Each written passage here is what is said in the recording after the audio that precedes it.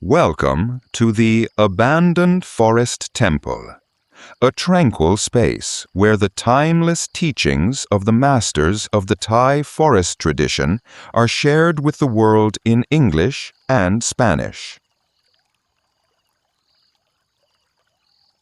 In the 20th century, the Western world began to learn of the Dharma Army of the forest meditation tradition, led by Luang Pu Mun Bhuridatto. But if we turn back the clock nearly 100 years before that, during the nation-building era of Siam, there was an elder monk, Thera, who stood as a pillar and spiritual anchor for the people of that time. He was the one who purified and propagated the Victor's Cage incantation, Jinapañjara-gāthā, a sacred chant believed to possess the power of the Buddha, Buddhānubhāva, to protect against all dangers and bring forth happiness and well-being. Somdet Phra Phutthachan, Toh Phrommarangsi. The noble monk, Ariyasaṅgha, of 3 REIGNS.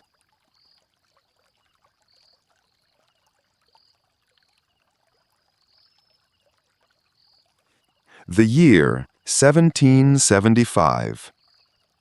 In the era of the great general known as Chao Phraya Chakri, who would later be established as the first monarch of the Chakri dynasty, King Rama I led his troops to command the battle at Kampeng Phet to counter the severe Burmese invasion of the Siamese kingdom.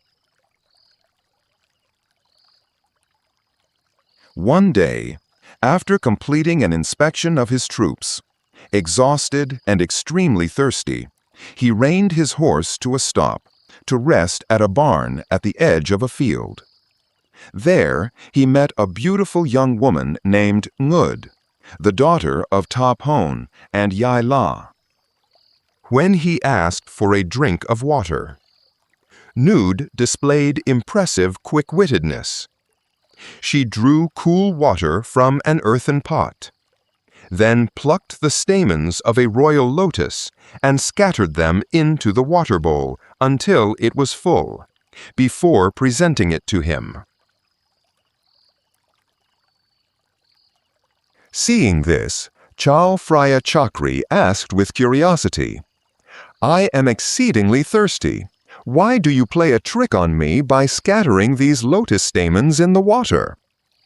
Ngud replied in a respectful tone, yet one imbued with wisdom, "What I have done was not with any intention to trick you. I did so because I saw that you were weary and very thirsty. If you drink the water too quickly, it could cause you to choke and suffer from indigestion. These lotus stamens will help slow you down so that you drink gradually, thus preventing harm to yourself, my lord." Ngud's answer astounded Chao Phraya Chakri with her intelligence and thoughtfulness.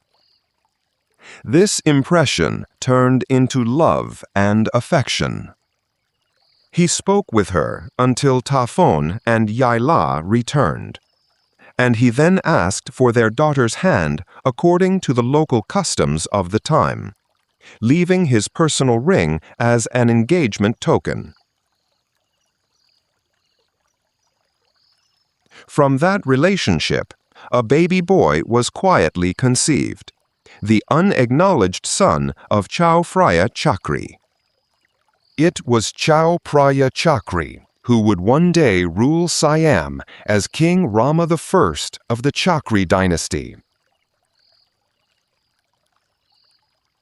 Not long after, Chao Phraya Chakri had to lead his army back to Thornbury. He bid farewell to Ngud, who was in the early stages of her pregnancy, unaware that this would be a separation that would prevent them from meeting again as husband and wife. Nude, along with her parents, moved to trade by boat between the northern cities and Thonburi. When her pregnancy came to term, they settled down and built a raft house in the Bang Khun Pram area. And in the year 1776, on a Wednesday night in the 6th lunar month, she gave birth to a son with a fair complexion and a strong, healthy body. When the infant was about a month old, people noticed two unusual features. His arm bones were a single, solid piece, and he had a large black birthmark in the middle of his back. Various comments greatly worried his mother, Nude. Fearing for her son's fate, she decided to offer him as a disciple to a virtuous elder monk. She was advised to seek out Luang Po Khao of Wat Bang Lampu Ban. That evening, upon meeting the Venerable Ajahn Kale, he took the infant for consideration and made a prophecy. This child possesses sharp intelligence, great diligence, and profound endurance. In the future, he will become a great man, an expert in all fields of knowledge. He will have many followers and great prestige, and he will live a long life. He accepted the infant as his adopted son, but entrusted Khud to care for him until he reached the age of 3. When the boy was 3 months old, the traditional head-shaving ceremony was performed. Afterward, Nude's family relocated to the city of Phichit. There, they prospered in trade and became patrons of the main temple in Phichit, earning the respect of Thon Pra Kru Yai, the abbot who was an expert in sacred verses and incantations and spells, Gatha Agama.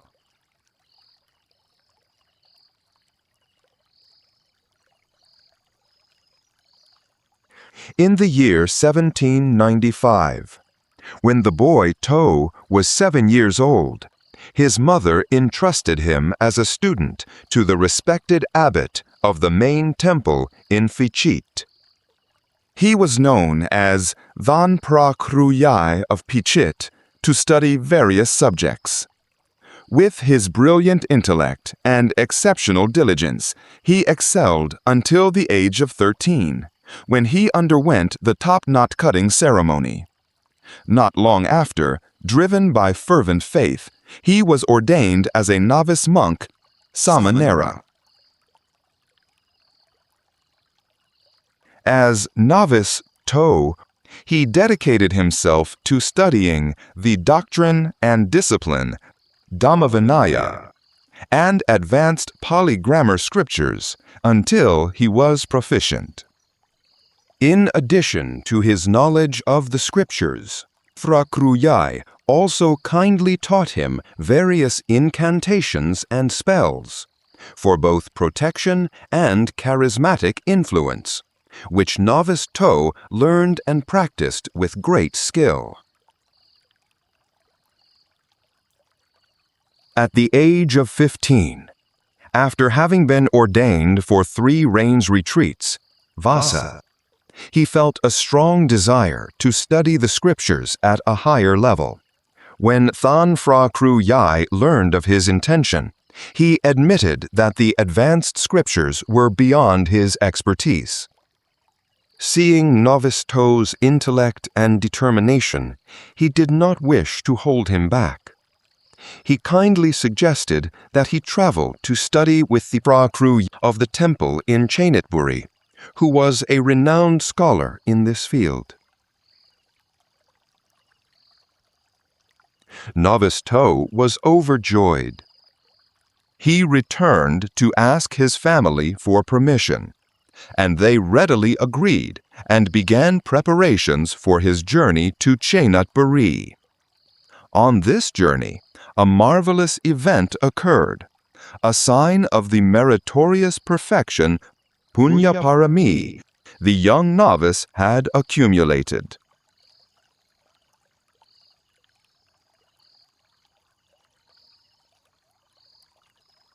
The boat had been traveling for 2 nights when it reached the pier in front of the temple in Chenat-Buri at nighttime. The boatmen moored the boat to rest, while everyone was fast asleep. At dawn, the villagers living by the river were utterly shocked to see a gigantic crocodile emerge from the water. It heaved its body up towards the bow of the boat, where one of the boatmen was sleeping, intending to snatch the man for its meal. Shouts erupted, waking everyone on the boat. The other 2 boatmen rushed to pull their friend from the jaws of death. But then, a marvelous phenomenon occurred. While everyone was in a panic, Novice Toh, who had awakened and was sitting peacefully in mental cultivation, bhavana, inside the boat's canopy, suddenly saw the great crocodile behave strangely. Its jaws would not open. Its body went rigid. It could neither sink nor swim away. It appeared to have become utterly limp and powerless. The incident left everyone who witnessed it completely baffled.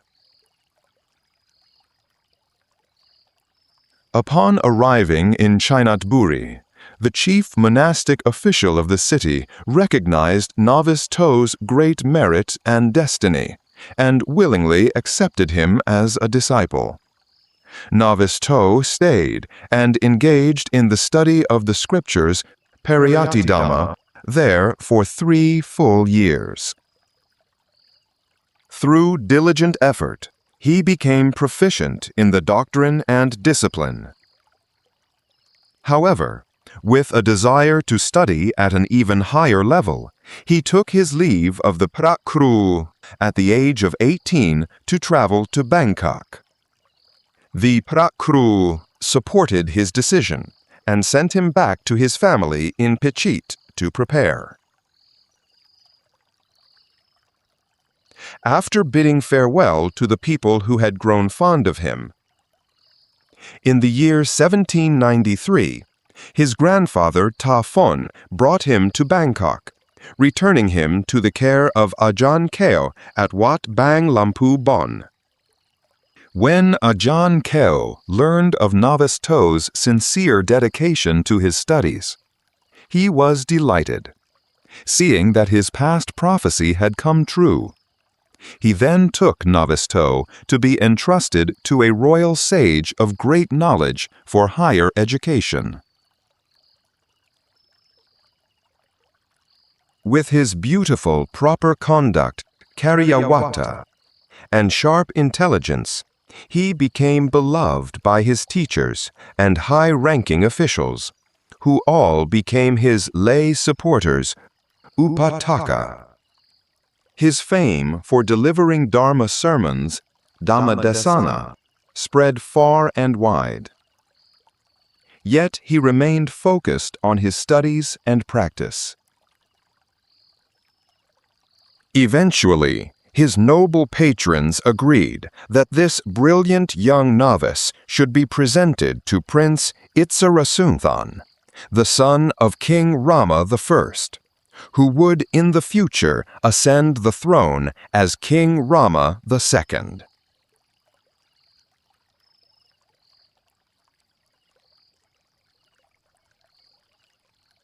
When the time came for the audience, Novice Toh was presented before the royal prince. The moment the prince laid eyes on the handsome and elegant novice, who was wearing the royally bestowed thorny jackfruit sash, he was filled with great affection. His Royal Highness conversed with him, asking about his age and his parents. Upon learning of Novice II's true parentage from his answers, the prince's fondness grew even stronger. He took him under his royal patronage and had him moved to reside at Wat Mahathat to study the Dharma directly with the Supreme Patriarch Sangharaja. From that time on, Novice Toh became known as the Royal Novice, and delved deeper into the study of the scriptures until he achieved great mastery. In the year 1797, upon reaching the full age of 21, the royal prince graciously sponsored a higher ordination Upasampada ceremony for him, with full royal honors. He was given the monastic name Phrommarangsi, but people continued to call him Luang Pu Toh. Afterward, Luang Pu Toh returned to reside at Wat Mahathat, further studying the 3 baskets, Buddhist canon, Tipitaka, with the Somdet Phra Phutthachan until he became an expert. With his exemplary conduct and captivating Dharma sermons, his reputation spread throughout the land. Later, during the reign of King Rama II, his original patron, he was granted the monastic title of Phra Maha Toh, along with a royal barge to use for his travels to deliver sermons. It was during this period that Luang Pu Toh had the opportunity to teach the Khom script and Pali scriptures to the Grand Royal Prince, or Prince Mongkut, who would later become King Mongkut, Rama IV, during the time the prince underwent ordination Pabaja, as both a novice monk and a monk bhikkhu. Their close relationship and compatible dispositions created a deep bond between them from that point forward. Luang Pu Toh was a quiet and reserved monk, not given to ostentation. He lived a simple, reclusive life, dedicated to his practice of mental cultivation. This continued for over 25 years during the reign of King Nunklao, Rama III, until the kingdom changed hands once more.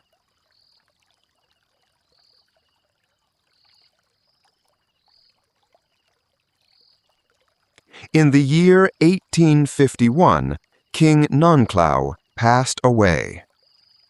The court officials unanimously invited Prince Mongkut, who had been a student of Luang Pu Toh during his time in the monkhood, to leave the monkhood and ascend the throne as King Mongkut, or Rama IV. When Luang Pu Toh, then 64 years old, heard this news, he did something no one expected. He quietly disappeared from the temple, undertaking ascetic practices, dhutanga. Once King Mongkut ascended the throne, the student who had become king immediately thought of his former teacher. He gave orders to find Mahatoh, but no one could locate him. As the days passed, the king grew increasingly angry with the Department of Religious Affairs. He cannot fly. He cannot burrow into the earth, nor can he break through the walls of the universe to escape, the king declared. Find him and bring him to me. He ordered Phra Yanabodhi to track him down, but to no avail. Finally, the king proclaimed, "I will search for him myself." The royal command was sent to governors in every corner of the kingdom, north, south, east and west, to apprehend Phra Maha-To and send him back to the capital. This caused a great uproar throughout the nation and the Buddhist realm, Buddhacaka. Governors and monastic heads worked together to inspect every wandering ascetic and visiting monk who passed through their areas. But Luang Pu To used the spiritual arts he had learned. His teacher called this art Narayana transforms his form. He could alter his physical appearance, making it impossible for those who knew him to recognize him. Even when they met face to face, they saw only another monk and allowed him to continue on his way safely. Out of the virtue of loving kindness, Metta Dhamma, for the many innocent monks who were suffering hardship from being arrested and interrogated in the search for him, Luang Pu To decided to end his flight. He revealed himself to a village headman in a remote area and allowed himself to be escorted back to Bangkok, where he was finally brought before the king. When King Mangkut saw his old teacher, he spoke in a softened tone. "It is now my time to rule the land. You must help me foster Buddhism." Thereafter, a royal decree was issued, bestowing upon Luang Pu To the monastic title Samanasa Sati of a high-ranking ecclesiastical official, Phra Tamakiti, and appointing him as the abbot of Wat Rakang Kositaram. From that day forward, a new chapter in his life began, as the venerable master of Wat Rakang, who would go on to create many more unforgettable legends, and would later be known as Somdet Phra.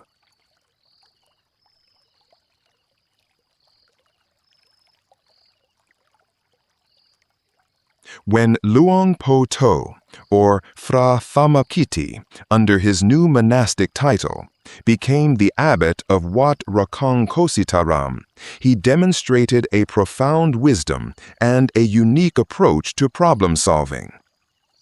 On many occasions, he used skillful means to teach the Dharma and resolve conflicts in astonishing ways.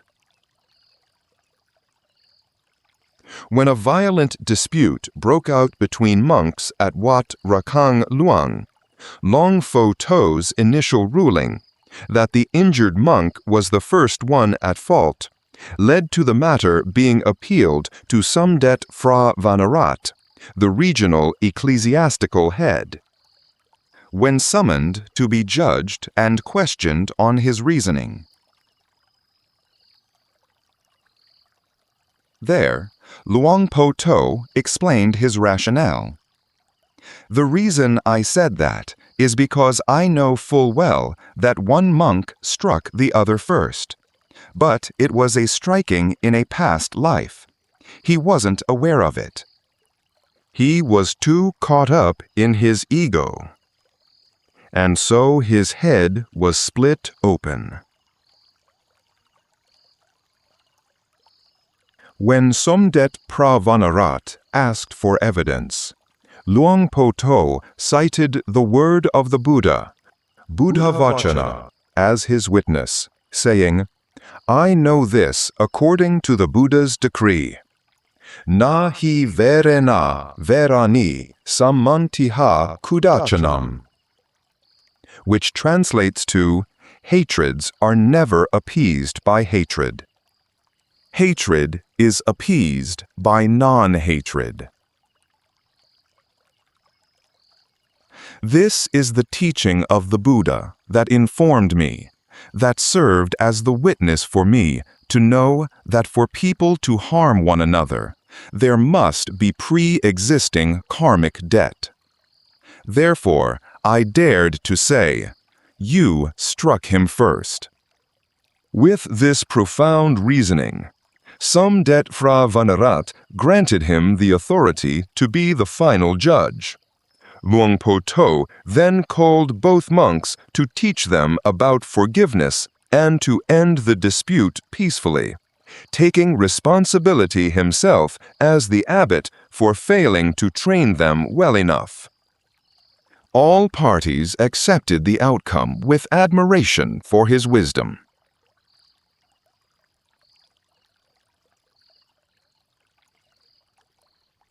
On another occasion, two monks at Wat Rakhang were loudly arguing and insulting each other. Luang Pu To, who was resting outside his quarters, witnessed the event. He did not intervene with scolding or reprimands. Instead, he rose, went into his hut, prepared a tray with flowers, incense, and candles, and walked directly into the center of the conflict. He knelt on the ground, raised the offering tray to the two feuding monks, and pleaded with great humility, "Oh, my venerable sirs, please protect me. I wish to place myself in your care. I see now that you are exceedingly powerful, truly powerful, my venerable sirs.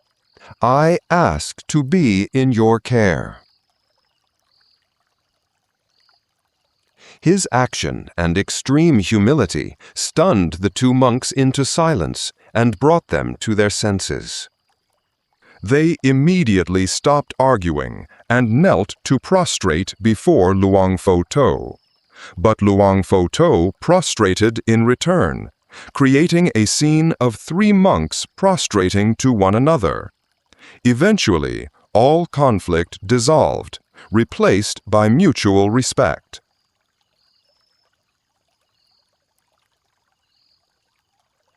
At the home of the regent of Siam, a conference of scholars from various nations was organized to exchange knowledge on philosophy and religion.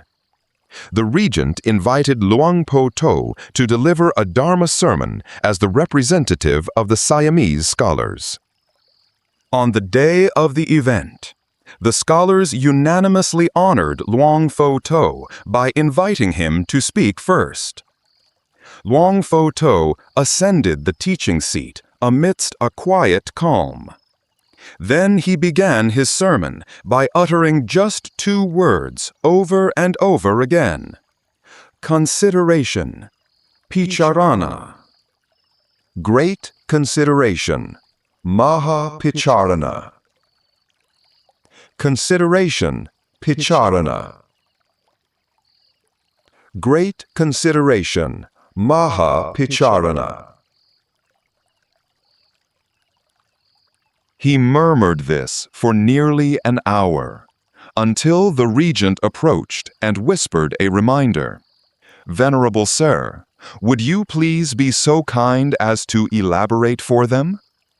Luang Pu To then raised his voice a level higher and repeated the same words for another hour. The regent had to remind him a second time. This time, Luang Pu To shouted at the top of his lungs, "Consideration, picharana! Great consideration, maha picharana!" And then he explained further. The affairs of the world, of the nation, of religion, or any undertaking whatsoever, can only be successfully accomplished through consideration. One must consider in stages, from the gross to the subtle, until the very essence of the matter is reached, with thoroughness and care. When that happens, everyone will come to know good and bad, benefit for oneself and for others, on their own. A person with little mindfulness and little wisdom, who considers only superficially, will know only superficially.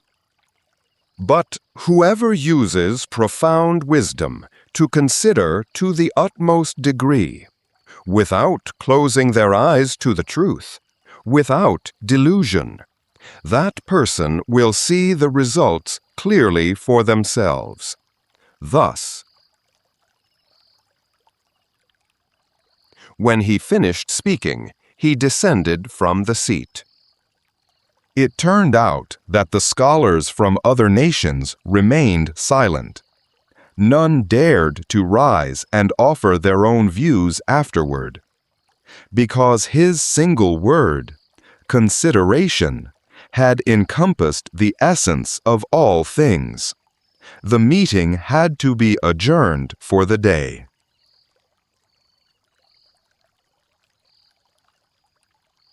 With his virtues of perfection, paramidhamma, and profound wisdom, Somdet Phra became a beacon of wisdom for the people of his time.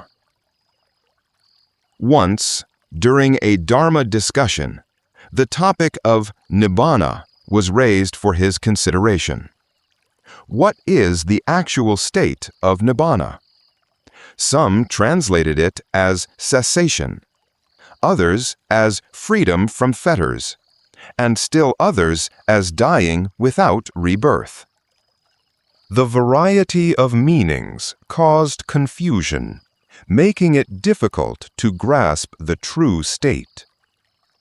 Somdet Phra replied with humility that even he himself had not yet reached the realm of Nibbāna, and thus could not describe it with clarity. However, he would offer a parable so that one might come to understand it for oneself through reason and logic.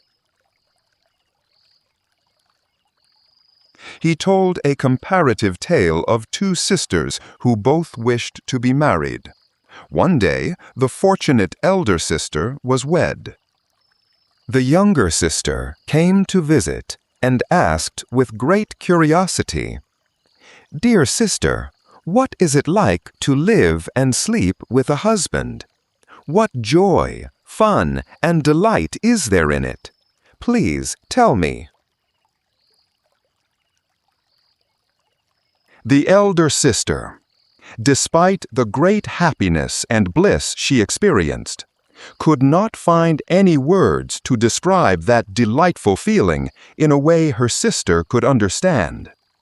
So she simply replied, "My dear sister, if one day you have a husband of your own, on that day you will know for yourself and will not need to ask me again." Not long after, the younger sister was also married as she had wished.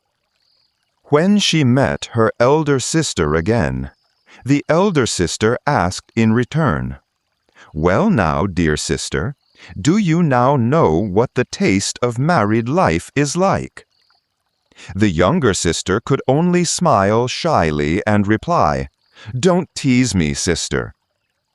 And they both laughed together.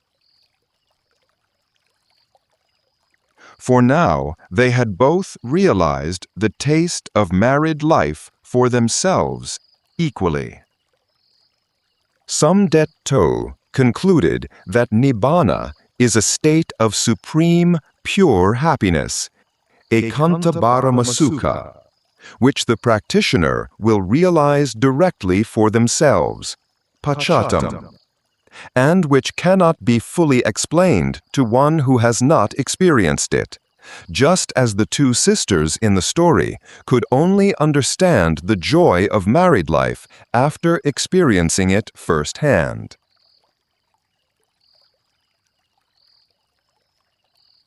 Once, during a royal journey to celebrate the new palace on Khao Mahai Sawan in Phetchaburi, Luang Pu Mun was invited to travel with the entourage. He journeyed by a four-oared Vietnamese-style boat departing from the estuary at Bon Lam. On that day, the sea became violently turbulent, a condition the locals called the Mad Sea. The waves and wind raged so fiercely that the villagers cried out in warning, "Venerable sir, do not go out. The boat will capsize and you will die." But Luang Pu To calmly replied, "We're going, we're going." He went and stood at the front of the boat's cabin, using only the palm leaf fan in his hand to wave slowly before him. A miraculous phenomenon occurred. In front of his boat, the raging waves and wind calmed, forming a smooth channel of water, as if they were rowing in a canal. Meanwhile, on both sides of the boat, the waves remained as high as walls of water. The Prakru Palat, who was traveling with him on that trip, later recounted that it was a sight both marvelous and terrifying at the same time. But Luang Pu To remained standing, waving his fan with serene stillness, until the boat safely navigated the Mad Sea and entered the estuary of Phetchaburi, inspiring faith and awe in the villagers and officials who witnessed the event that day.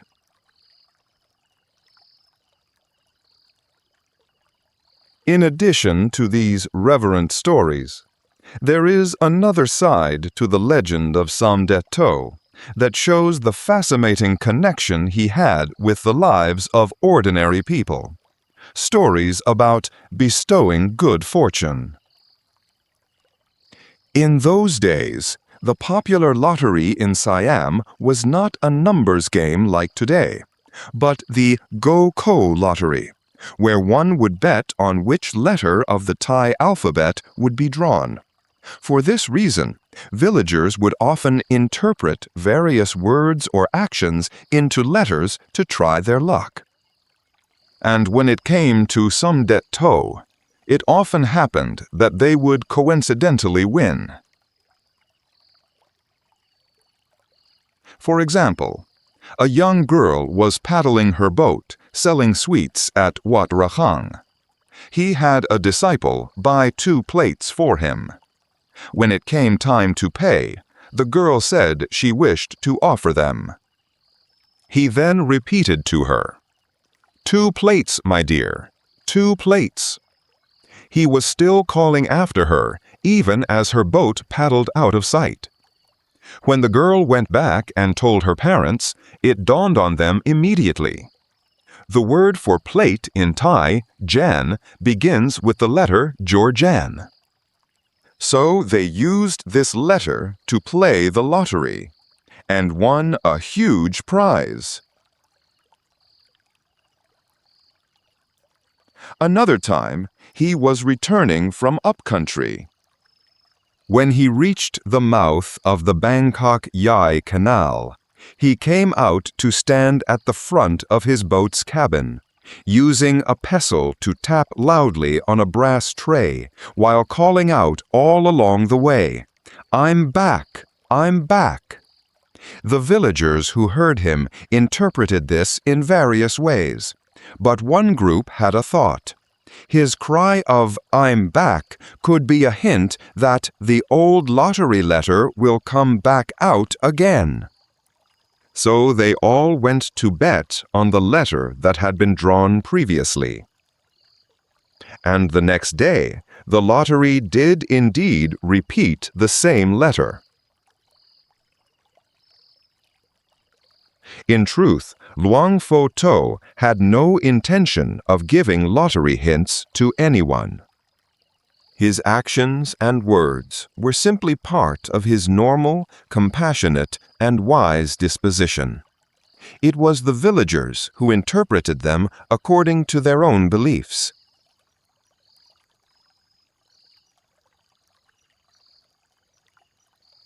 The story that is most legendary in recounting his compassion is undoubtedly the incident of subduing Ma Nak Pra Khanong.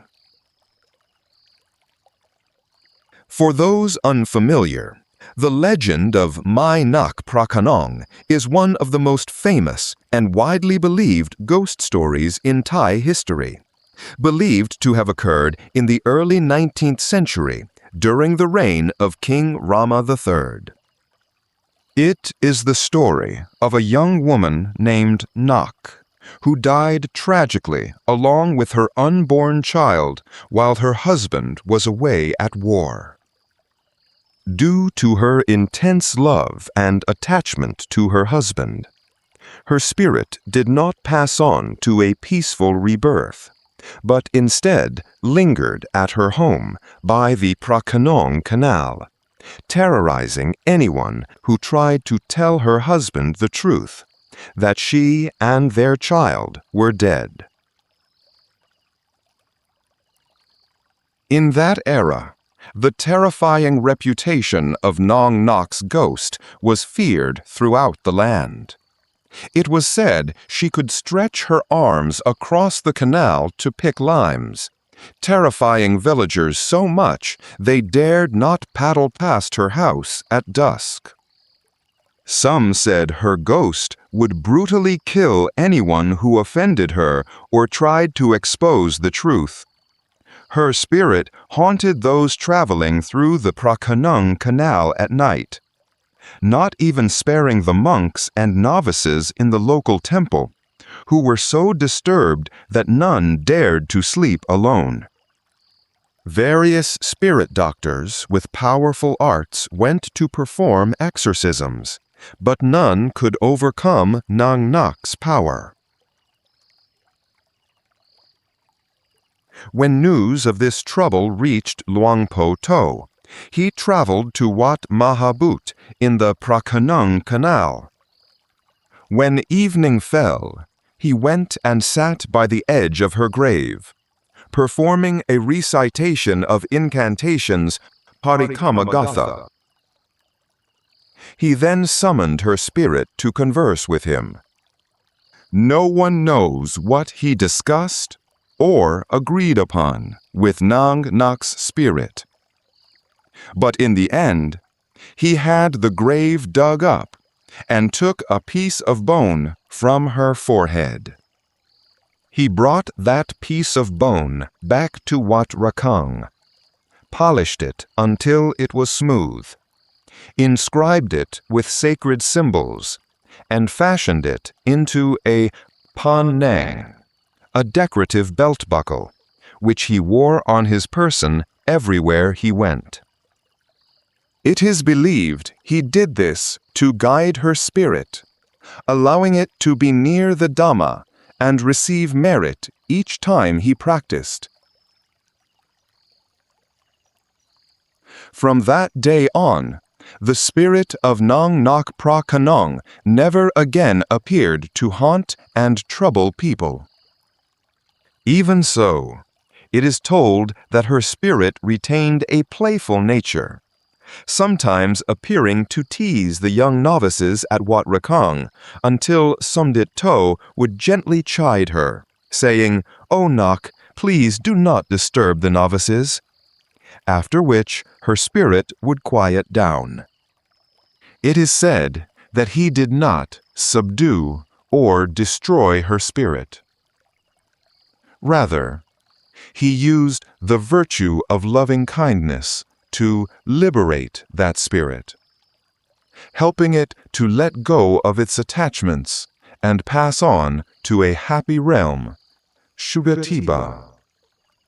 His actions on this occasion demonstrated the true essence of Buddhism, Buddha Sasana, which focuses on helping all beings, Sabbasata, find release from suffering through compassion, not through affliction.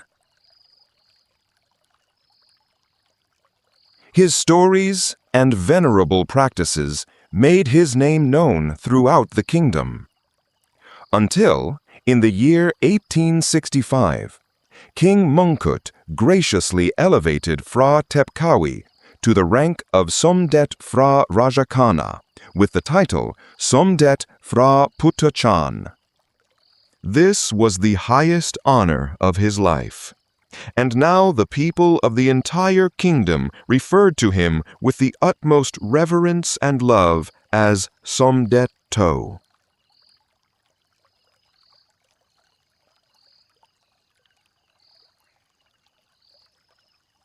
Despite receiving the highest monastic title, Somdet Toh continued to conduct himself with simplicity and tranquility, samatha, as before.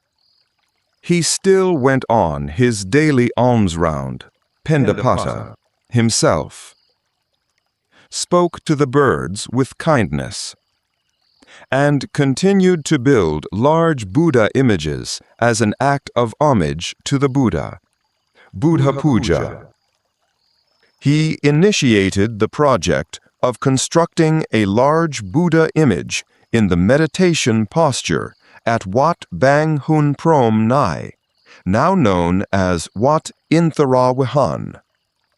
He personally prepared the sacred powders to create small amulets known as Phra Somdet, which were to be enshrined within the large statue and distributed to those who came to make merit.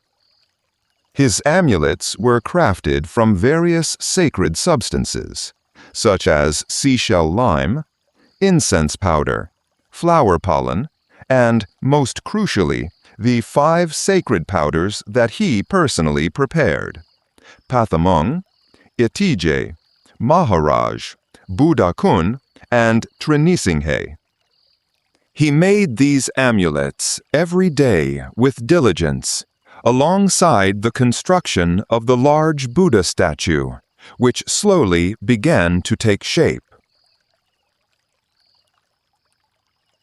Then, in the year 1868, B. 2411, King Mongkut passed away. When Somdet Toh heard the news, he walked around Wat Rahang weeping, murmuring to himself, "The fun is over. This time, the fun is truly over." It was an expression of his profound grief for the monarch who had been both his student and his patron throughout his life. Even as the kingdom transitioned into the reign of King Chulalongkorn, Rama V, the great modernizing monarch of Siam, Somdet Toh remained an unwavering spiritual pillar of the land. He continued his life and his religious duty, sasana kicha, with determination, even as his physical body declined with age.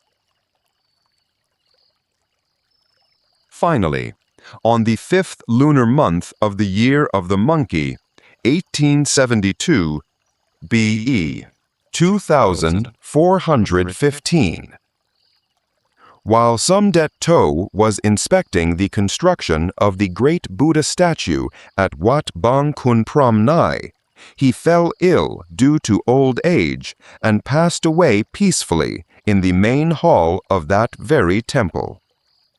He lived to the age of 84, having served as the abbot of Wat Rakang Kositaram for 21 years and holding the title of Somdet Phra Phutthachan for 7 years. The news of Somdet's death of a monk, Maranahaba, brought sorrow and mourning to people all across the kingdom. On the day his body was carried back to Wat Rakang, people from all directions, royalty, nobility, and commoners alike, flocked to pay their last respects, lining the banks of the Chao Phraya River. It was a scene that showed the immense love and faith the public had for the elder monk, who was like a beacon of light for the nation of Siam. Though the physical form of Somdet Phra Phutthachan, Toh Phrommarangsi, has passed away according to the law of the three characteristics of existence, Tilakkhana, his goodness, teachings, conduct, and marvelous stories remain enshrined in the hearts of Thai Buddhist devotees, Buddha Sasanika Jana, to this day. The Somdet amulets he created have become the most sought-after sacred objects. And most importantly, the core dharma of wisdom and compassion that he demonstrated through his actions throughout his life has become a precious legacy, guiding people on the path of goodness forevermore. If today's Dhamma was beneficial, please follow or subscribe so as not to miss future Dhamma talks. You can also support us further and find links to watch the video version or listen to the audio-only format for your convenience in the description box. May all share in the merit of this wholesome listening. May you all be happy and grow in the Dhamma. Sadhu.